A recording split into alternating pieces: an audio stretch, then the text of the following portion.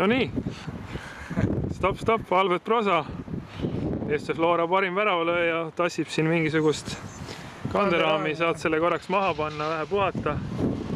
Ja räägime eelseisvast mängust Paide linnameeskonnaga. Lähme kuidagi teistpidi, et päike meile sisse ei paistaks ja kõigepealt siis sinu arvamus, kas selleks mänguks oleme vähe värskemad kui Tammeka mänguks? No peaks olema, et nädal aega oli tsükkel, et saame korralikult valmistada, et ma arvan, et oleme 100% valmis.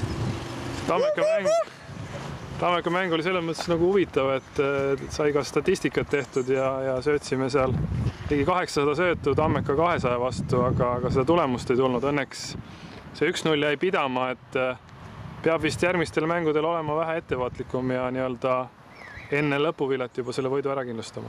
Ja, et see oli siuke huvitav mäng, kus me hoidsime palli, aga Tammeka kaisis hästi ja siis lõpus neil olid ka omad võimalused, päris head isegi, et meil vedas, ma võin öelda niimoodi, aga loodame, et Paide vastu me ei tee siukseid vigu ja võidame kindlalt.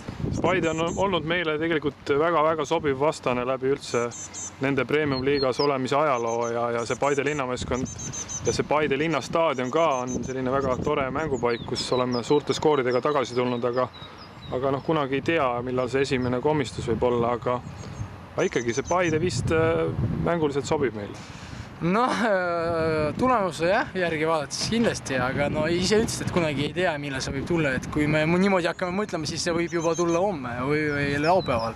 Seega peame 100% andma ennast ja siis ma arvan, tuleb hea tulemus. Kuidas enda vorm? Natukene väravate arve on kinni jäänud, et millal uuesti lööd? Tahaks loota, et laupäeval, aga selles mõttes on natukene väikse piduruse teinud, et Tammeka vastu ei mänginud eriti ja siis selle venna pärast ma tassingi neid. Teda oli vaja väljakule niimoodi hommikuse trennida. Ja Albert, lõpetuseks MM-i kui palju oled jõudnud vaadata, et ikkagi ta on selline suhteliselt öösel toimuv ja mõned mängud väga hilised, kellele ise pöialt hoiad ja miks sul klubisiseses ennustusvõistluses hästi ei lähe? Küll see hakkab tulema meil, et MM-i vaatan ikka väga palju, et öösel eriti ei vaata mänge, aga need, mis on 10 ja 7, siis ikka neid ma proovin vaadata. Aga ma arvan, et Venemaal hoian püüelda, et nad naabrid ikka ja siis kindlasti Belgia on hea sats ja Argentiina, Brasiilia. Aitäh sulle! Nii, FC Flora peatreener Norbert Urt laupäeval seisab meeskonnal ees sõit Paidesse ja pärast seda väike puhkus. Kuidas see Premium-liiga järgmine voor meie jaoks tulemus siin on, et arvestades seda, et on käimas maailmameistrivõistlused ja võib-olla see päris töörütm natukene häiritud? Selles mõttes küll, et me oleme treeningi aegasi muutnud ja lähtuvalt siis MM-ist teeme treeninguid natuke hiljem, et mängid saaksid magada ja saaksid mängi jälgida, et see on kindlasti oluline. Aga ta ei ole nagu häiritud, et pigem on tehtud korrektuurid ja treening käib ikkagi omas rütmis ja enne puhkust on meil vaja siis meil maksimaalne pingutus teha viimane ja ma usun, et meeskond selleks päevaks väga hästi valmis. Paide meeskond alustas seda hooaega sellise pauguga, kus võideti Levadiat. Sealt edasi ikkagi nad ei ole väga palju üllatada rohkem suutnud, et milline see Paide meeskond sinu pilgu läbi sel aastal on?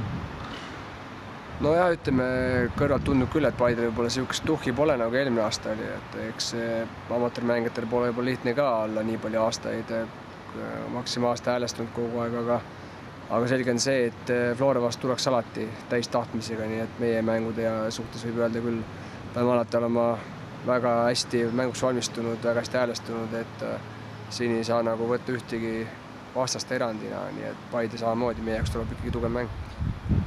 Pärast seda raskelt tulnud võitu Tartu Tammeka üle mainisid, et oli oodata, et võib selline keeruline hetk mingil hetkel tulla pärast seda laagrit ja emotsionaalset kaljumängu, et mis sa arvad, kas me oleme nüüd selleks järgmiseks kohtumiseks saanud ennast väheke laadida siin ja võib tulla parem mängupilt? Igal juhul, et peale laagrit oli juba tegelikult lihased väsinud Nõmme Kalju mängus meid aitaski vaimne valmisolek rohkem kui lihase valmisolek, sest ikkagi keha oli tegelikult ikkagi väsimusseisus ka Nõmme Kalju mängus.